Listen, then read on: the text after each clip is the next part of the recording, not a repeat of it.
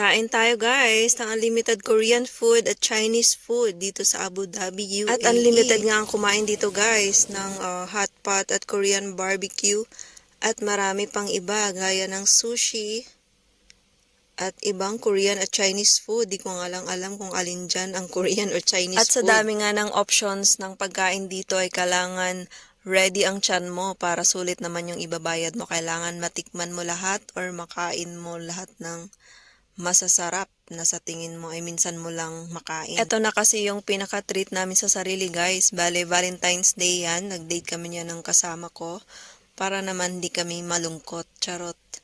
Para may ka-date kunwari sa Valentine's. Ayan, nag-treat kami sa aming sarili. Ayan, kumain kami sa unlimited buffet ng Korean at Chinese food. At dito nga guys, ay ikaw mismo ang kukuha ng lulutuin mo or ng kakainin mo. At ayan na nga, nag-start kaming kumuha nitong mga pang barbecue. Ayan, kinuha namin yung shrimp. Tapos may beef din dyan. Yun yung masarap dyan yung beef. Tapos meron ding squid. Yun yung nagustuhan namin. At marami pang iba yan. Sobrang daming meat. And meron ding vegetable. Pero syempre focus tayo sa meat. Kasi minsan lang yon, no, diba? Pati yung sa hot pot. Ayan, kami rin ang kumuha. Ayan, dinamihan namin ng shrimp. At meron ding crabs. At ayun, tinuro ko nga yung parang damo kasi maraming kumukuha nung kanina. Pero hindi rin kami kumuha. Kasi hindi namin kilala. Yung kilala lang namin yung kinuha namin.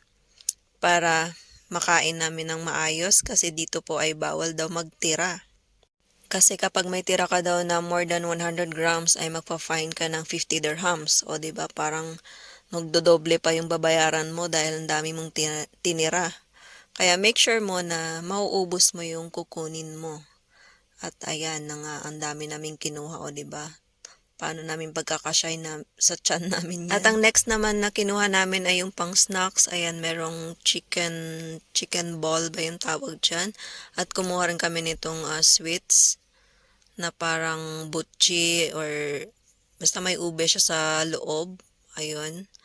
Yun lang. At meron din silang maraming sauces, different sauces. At nag-start na nga kami mag-ihaw guys. Ayan, mabilis lang naman siyang maluto. Mga 10 to 15 minutes ay tapos na kaming mag-ihaw. Ay siya pala. Yung kasama ko yung nag-ihaw. Ayan, diba? Parang expert. Ayan, di naman siya kailangang i-brown daw. At mabilis lang yun maluto. At ayan, nag-snack muna ako ng butchi or nung mga sweets na kinuha ko habang nagluluto. At ayan na nga, niluto ko na nga yung hot pot. Bale yan naman ay may timpla na yung pot. Bale ilalagay mo na lang yung mga karne o yung mga pinagkukuha namin dun sa mga meat area. Dun sa mga food. Ayan, at ayan na nga, meron yung tofu, merong crab stick, at merong mushroom. Ayan, iba-ibang mushrooms na hindi naman namin masyadong familiar.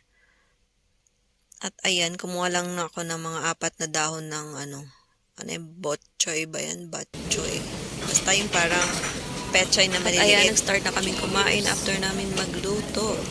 Ayan, dire-diretso na yung pagkain namin guys. Ayan, yung squid, ang sarap.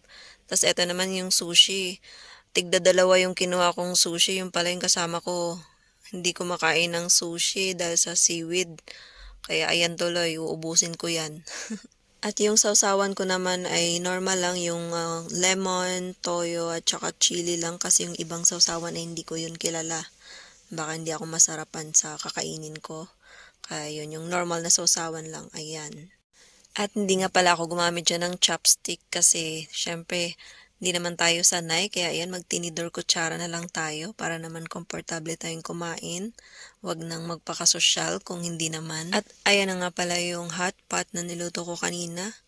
Ayan, medyo maanghang nga lang siya at mainit pa. Kaya ayan, tutulo talaga yung dapat tutulo mo dyan. Pero masarap naman siya at medyo bulky nga lang yung mga balls.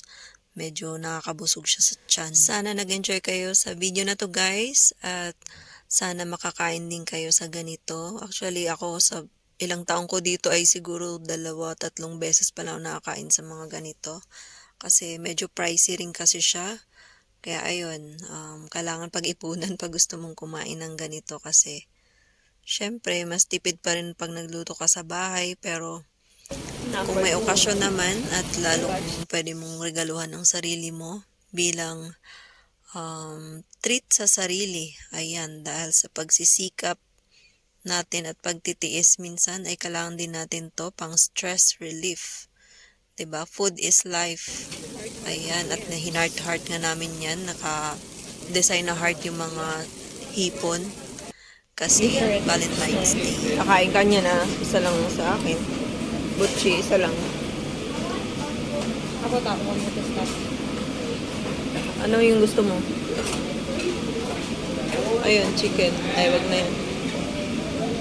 Saan yung... Meron ka